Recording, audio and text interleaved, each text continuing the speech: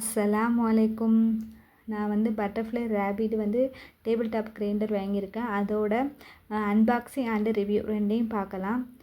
நான் வந்து எங்கே வாங்கினேன், இதோட ப்ளஸ் அண்ட் மைனஸ் எல்லாமே வந்து நம்ம இந்த வீடியோவில் நான் கொடுத்துருக்கேன். நீங்கள் வந்து செக் பண்ணி பாருங்கள், உங்களுக்கு ரொம்ப யூஸ்ஃபுல்லாக இருக்கும். நான் இந்த வீடியோ எடுத்த ரீசன் என்னென்னா, நான் வந்து கிரைண்டர் வாங்கணும் அப்படின்னு சொல்லும்போது நான் பிக்ஸ் பண்ணும்போது எனக்கு வந்து நான் வந்து நிறைய வந்து சர்ச் பண்ணி பார்த்தேன். அவ்வளோவா வந்து எனக்கு வந்து ரிவ்யூ வீடியோ இல்லை. சரி, நம்மளே மாதிரி யாராவது பட்ஜெட் ஃப்ரெண்ட்லியாக வந்து கிரைண்டர் வாங்கணும்னு நினைக்கும் போது நம்ம ஒரு வீடியோ போட்டால் அவங்களுக்கு யூஸ்ஃபுல்லாக இருக்குமே அப்படின்னு சொல்லிட்டு தான் நான் அந்த அன்பாக்சிங் பண்ணுறத வீடியோ எடுத்து உங்களுக்கு போட்டிருக்கேன். உங்களுக்கு ரொம்ப யூஸ்ஃபுல்லாக இருக்கும், நீங்கள் செக் பண்ணி பாருங்கள். இப்போ அன்பாக்ஸ் பண்ணிடலாம். நான் வந்து வாங்கணும்னு வந்து நினச்சது வந்து அல்ட்ரா தான் வாங்கணும்னு எனக்கு ரொம்ப ஆசை. அது கோனிக்கல் ஸ்டோனு இருக்கும். இது வந்து சிலிண்டர் சேஃபில் இருக்கக்கூடிய ஸ்டோனு தான். அது வந்து என் பட்ஜெட்டுக்கு வந்து செட் ஆகலை. அது வந்து ஜாஸ்தியாக இருந்துச்சு ரேட்டு. அது வந்து 10,000 அதுக்கப்புறம் வந்து 8,000 இந்த ரேஞ்சில் தான் இருக்குது. அதனாலேயே நான் வந்து பட்ஜெட் ஃப்ரெண்ட்லியாக இருக்கட்டும், நம்மளுக்கு தேவை வந்து கிரைண்டரு, அதனால் எதுவாக இருந்தால் என்ன பிரச்சனை இல்லை அப்படின்னு சொல்லிட்டு தான் நான் இதுக்கு போனேன். இது கூட வந்து ஒரு கோகனட் ஸ்க்ரப்பர் வந்து எக்ஸ்ட்ரா வந்து கொடுக்காங்க. இதே ஒரு 3 வருஷத்துக்கு முன்னாடி இதே பிராண்டு கிரைண்டருக்கு வந்து கோகனட் ஸ்க்ரப்பர் ப்ளஸ் ஆட்டா வந்து மிக்ஸ் பண்ணுற ஒரு ஊக்கும் கொடுத்துருந்தாங்க.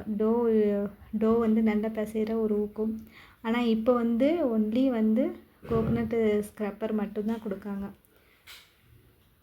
இந்த கிரைண்டரோட ஸ்டோன் வந்து இந்த மாதிரி ரவுண்டு ஷேப்பில் இருக்கக்கூடிய ஒரு சிலிண்டர் ஷேப்பில் உள்ள ஸ்டோனு தான். ட்ரம்மு வந்து பாருங்கள், நல்லா செக் பண்ணிக்கோங்க. ட்ரம்மில் ஏதாவது வந்து பெண்டு இருக்கா, அங்கே ஏதாவது வந்து வளைஞ்சிருக்கா, இல்லைன்னா வந்து ஏதாவது டேமேஜ் இருக்கா நல்லா செக் பண்ணிக்கோங்க. ட்ரம்மில் ஏதாவது டேமேஜ் இருந்துச்சுன்னா உங்களுக்கு வந்து கிரைண்டர் ரன் ஆகும் போது என்ன செய்யணும், அதிகமாக சவுண்டு வர ஆரம்பிச்சிடும். அதனால் வந்து நீங்கள் ட்ரம் எல்லாமே நல்லா இருக்கா அப்படின்னு சொல்லி நல்லா செக் பண்ணிக்கோங்க.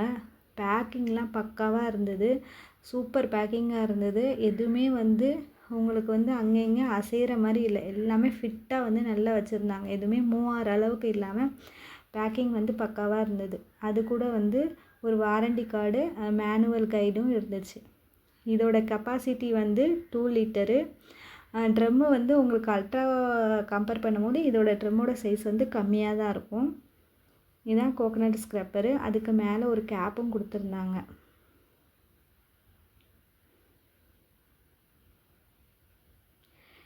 இந்த கிரைண்டரோட கலர் வந்து ஒரு டார்க் இங்க் ப்ளூ கலரு. நான் வந்து பட்டர்ஃப்ளை வாங்கணும்னு சொல்லி ஃபிக்ஸ் பண்ணிட்டேன். ஆனால் அதுலேயும் பட்டர்ஃப்ளைலேயும் நிறைய மாடல் இருந்தது. அப்போ எது வாங்கலாம் அப்படின்னு சொல்லிட்டு ஒரு கன்ஃபியூஸாக இருந்துச்சு. நான் வந்து என் மைண்டில் ஃபஸ்ட்டு இருந்தது பட்டர்ஃப்ளை ஸ்மார்ட் வாங்கணும்னு சொல்லிட்டு தான். அதுக்கு ரிவ்யூ பார்த்தா ரொம்ப நல்லா இருந்தது. சரி, அதுதான் வாங்கலான்னு ஃபிக்ஸ் பண்ணியிருந்தேன். ஆனால் அது ஒயிட் கலரில் தான் இருக்குது. இது வந்து ட்ரம்மோட லிட்டு. அது ஒயிட் கலரில் தான் இருக்குது. அவர் கொஞ்சம் நாள் ஆக ஆக அந்த ஒயிட் கலர் என்ன ஆகும்னா ஒரு மாதிரி வந்து டிம் ஆயிரும். அதனாலே சொல்லி எனக்கு ஒயிட்டு வேண்டான்னு சொல்லி அவாய்ட் பண்ணிவிட்டு நான் இந்த மாதிரி பட்டர்ஃப்ளை ரேபிட்டுக்கு போயிட்டேன். அல்ட்ராவிலே நீங்கள் எடுத்துக்கிட்டாலும் ஒயிட்டு தான் வரும். எப்போவுமே அல்ட்ரா வந்து ஒயிட் கலரில் தான் இருக்கும். நீங்கள் ஒரு பட்ஜெட் ஃப்ரெண்ட்லியாக வாங்க போகிறீங்க, எனக்கு வந்து கம்மியான பைசா தான் இருக்குது, ஆனால் கிரைண்டர் வேணும் அப்படின்னு நீங்கள் நினச்சிங்கன்னா இந்த கிரைண்டர் நீங்கள் தாராளமாக வாங்கலாம். ரொம்ப நல்லாவே இருக்குது. நான் யூஸ் பண்ணி பார்த்துட்டு தான் உங்களுக்கு வந்து ரிவ்யூ போடுறேன். இது வந்து மாவு தள்ளுறதுக்காக ஒரு ஸ்பூன் மாதிரி ஒன்று கொடுத்துருந்தாங்க. இது வந்து இதில் ஒரே ஒரு மைனஸ் என்னன்னு சொன்னீங்கன்னா கேபிளோட லென்த்து தான். கேபிள் லென்த்து வந்து ரொம்ப கம்மியாக இருக்குது. அந்த ஒயரோட லென்த்து வந்து ரொம்ப கம்மியாக இருக்குது. அதுதான் எனக்கு என்னோட எக்ஸ்பீரியன்ஸில் வந்து நான் வந்து யூஸ் பண்ண வரைக்கும் எனக்கு வேறு எந்த ஃபால்ட்டுமே இல்லை, சூப்பராக இருக்குது. அந்த லென்த்து மட்டும்தான், ஒயரோட லென்த்து மட்டும்தான் கம்மியாக இருக்குது. மற்றபடி கிரைண்டர் எல்லாமே நல்லா இருக்குது. சவுண்டும் வந்து அந்தளவுக்கு வரல. உங்களுக்கு நிறைய பேர் அதை ஃபீல் பண்ணுவீங்க, சவுண்டு எப்படி இருக்குது அப்படின்னு சொல்லிட்டு. நார்மலாக நம்ம உளுந்து வந்து போடும்போது எந்த சவுண்டு எல்லா கிரைண்டர்லையும் இருக்குமோ அதே சவுண்டு தான் இதுலேயும் இருக்குது. இதோட ரேட் என்ன அப்படின்னு பார்த்தீங்கன்னா அந்த பாக்ஸில் வந்து 5000 போட்டிருந்தது. 5000 சம்திங் என்னமோ போட்டிருந்தது. நான் உங்களுக்கு க்ளோஸ்அப்பில் காட்டுறேன் பாருங்கள். நான் வந்து ஃப்ளிப்கார்ட்டில் வாங்கின ரேட் என்னென்னா 3600 அந்த ரேஞ்சில் தான் வாங்கினேன். நீங்கள் பட்ஜெட் ஃப்ரெண்ட்லியாக வாங்கணும்னு நீங்கள் நினச்சிங்கன்னா இதை தாராளமாக வாங்கலாம். எனக்கு வந்து இந்த கிரைண்டர் வாங்கினது வந்து அவ்வளோ ஒரு ஹாப்பி. நீங்கள்லாம் நினைக்கலாம் இந்த கிரைண்டர் வாங்கினதுல என்ன ஹாப்பி இருக்குது அப்படின்னு. ஏன்னா நான் வந்து 3 வருஷமாக வந்து நான் வந்து மாவு வந்து கடையில் கொடுத்து தான் ஆட்டிகிட்ருக்கேன். என்கிட்ட கிரைண்டர் வந்து இருந்தது. அது வந்து இந்த மாதிரி தான் இதே மாடல் கிரைண்டர் தான் இருந்தது. ஆனால் வந்து கம்பெனி வந்து லக்ஷ்மி இருந்தது. அதோட கல் வந்து உடஞ்சிருச்சு. அந்த கல்லை வந்து நான் மாற்றணும் அப்படிங்கும்போது அந்த கல் வந்து வேறு எந்த கிரைண்டருக்கும் செட் ஆகாத மாதிரியே கிடச்சிது. அது கல் மட்டும் நம்ம வாங்கும்போது 700 சொல்லுதாங்க. அதுக்கு போங்கடா புது மிக்ஸி கிரைண்டரே வாங்கிடலாமே அப்படின்னு சொல்லிட்டு தான் நான் ரொம்ப நாள் வாங்கலை. அதுவும் இல்லாமல் அந்த கிரைண்டரில் கொஞ்சம் சவுண்டு அதிகமாக வர ஆரம்பிச்சிருச்சு. இப்போ வந்து நம்ம வந்து ஃபுல்லாக ட்ரம்மு அந்த கல் எல்லாமே நல்லா பக்காவாக க்ளீன் பண்ணிவிட்டு வந்துட்டேன். இதில் வந்து நீங்கள் ஃபஸ்ட்டு வந்து நீங்கள் யூஸ் பண்ணும்போதுக்கு முன்னாடி நீங்கள் வந்து இந்த ஸ்டோனில் வந்து நிறைய வந்து நம்மளுக்கு வந்து சின்ன சின்ன துகளாக வந்து மண் அதெல்லாம் இருக்கும். அதனால் நான் வந்து லைட்டாக வந்து என்ன பண்ணியிருக்கேன்னா கொஞ்சோல வந்து தனியாக அரிசி எடுத்து ஊற வச்சுருக்கேன். இதை ஃபஸ்ட்டு போட்டு நல்லா அரைச்சி எடுத்துக்கிறேன். நல்லா மையாற அளவுக்கு இந்த கிரைண்டரில் ஃபஸ்ட்டு அந்த அரிசியை போட்டு நல்லா அரைச்சி எடுத்துட்டு அதை அப்படியே நான் வந்து கீழே கொட்டிடுறேன். கீழே கொட்டிட்டு திருப்பி நல்லா வாஷ் பண்ணிவிட்டு இப்போ தான் நான் வந்து இட்லி பேட்டருக்கு வந்து மாவு ரெடி பண்ண போகிறேன். ஃபஸ்ட்டு வந்து உளுந்து போட்டு ஆட்டிக்கிறேன். டைமிங் என்னன்னு கேட்டிங்கன்னா உளுந்துக்கு வந்து 20 நிமிஷம் தாராளமாக போதும். நல்லா அரைஞ்சிருது. நீங்கள் போடுறதா இருந்தால் நீங்கள் எக்ஸ்ட்ரா ஒரு 5 நிமிஷம் வேணால் போட்டுக்கலாம்.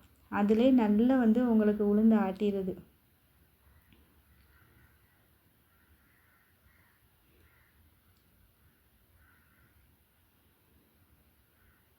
நார்மலாக உளுந்து ஆட்டும் போது எல்லா கிரைண்டரில் என்ன சவுண்டு வருமோ அதுதான் வருது. மற்றபடி ஓவர் சவுண்டெல்லாம் இல்லை. அதுக்கப்புறம் நீங்கள் கிரைண்டரை வந்து ரன் பண்ணும் போது ஒரு மாதிரி வந்து ஸ்மெல்லு வரும். Wire smell. ஒயர் வந்து எப்படின்னா மெல்ட் ஆனால் ஒரு மாதிரி ஸ்மெல் வரும்ல, அதே மாதிரி உங்களுக்கு வரும். ஆனால் நீங்கள் பயப்படாதீங்க, ஏதாவது மெல்ட் ஆகுதோ ஒயர் அப்படின்னு சொல்லி ஃபீல் பண்ணாதீங்க, கவலைப்படாதீங்க. ஏன்னா அந்த கிரைண்டரோட மோட்டரில் வந்து காயில் வந்து உங்களுக்கு வார்னிஷ் அடிச்சிருப்பாங்க. அந்த வார்னிஷ் தான் உங்களுக்கு வந்து அந்த ஸ்மெல்லு வருது. அந்த கிரைண்டர் வந்து ரன் ஆகும்போது அந்த ஸ்மெல்லு வருது. அதனால் ஒயர் வந்து எதுவுமே மெல்ட் ஆகி அந்த ஸ்மெல்லு வரலை. அதனால் பயப்படாதீங்க. அதேமாரி அரிசி வந்து பக்காவாக சூப்பராக அரைஞ்சிருச்சு. எனக்கு வந்து கரெக்டாக 20 நிமிஷம் தான் ஆச்சு. இதோட கெப்பாசிட்டி வந்து 2 லிட்டரு.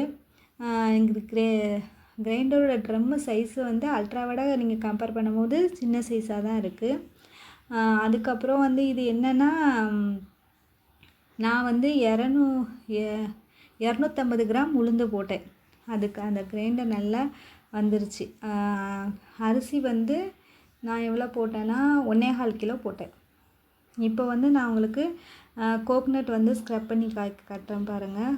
ஸ்க்ரப்பர் போட்டுட்டு நீங்கள் வந்து என்கிட்ட வந்து நான் தேங்காய் வந்து கட் பண்ணும்போது இந்த ஏடா புடாமல் இருந்ததுனால கொஞ்சம் வந்து அந்த மாதிரி இருக்குது. ஆனால் ஃபஸ்ட்டு ஸ்டார்டிங்கில் நீங்கள் பண்ணும்போது கொஞ்சம் கேர்ஃபுல்லாக பார்த்துக்கோங்க. இது மிக்ஸி மாதிரி ஸ்பீடாக இருக்காது, கிரைண்டர் தான். அதனால் உங்களுக்கு ஸ்பீடு கம்மியாக தான் இருக்கும். பயப்பட வேண்டாம். ஆனால் நீங்கள் எதுக்கும் நீங்கள் கேர்ஃபுல்லாக வந்து நீங்கள் வந்து அந்த தேங்காய் வந்து துருவிக்கோங்க. டக்குன்னு லைட்டாக கையில் வந்து எதுவும் பற்றாமல் பார்த்துக்கோங்க. நீங்கள் ரொம்ப அழுத்தி பிடிக்க வேண்டாம். எனக்கு ஸ்டார்டிங்கில் கொஞ்சம் ஃபஸ்ட்டு பயமாகவே இருந்துச்சு. நான் கூட இப்போ கையை எடுத்திருப்பேன், நீங்கள் கூட பார்த்துருப்பீங்க. ஸ்டார்டிங்கில் கொஞ்சம் பயமாக இருந்தது. அதுக்கப்புறம் நம்ம வந்து அந்த தேங்காய் வச்சு துருவ என்னாச்சுன்னா அது கொஞ்சம் பழகிருச்சு, பயம் இல்லை. அதுக்கப்புறவே நல்லா சூப்பராக துருவி கொடுத்துருச்சு.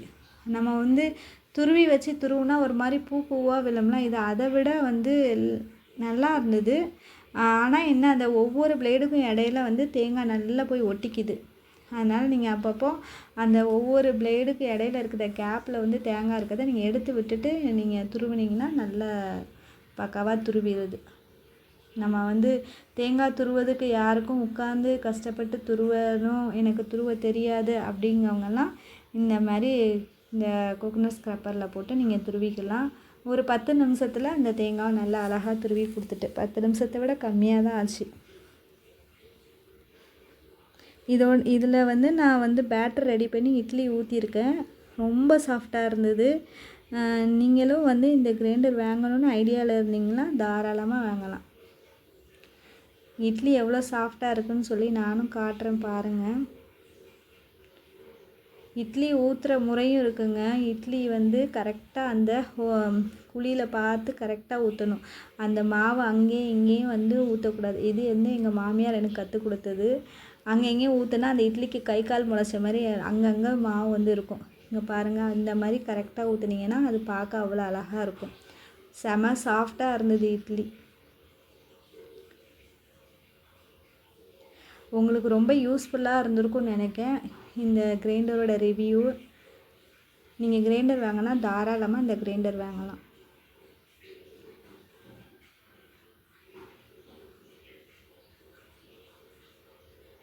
ஆமாம், உளுந்தில் அரிசி வந்து மாவு அரைக்கும் போது நீங்கள் தண்ணி இருக்கா மட்டும் நல்லா வந்து அப்பப்போ செக் பண்ணிக்கோங்க.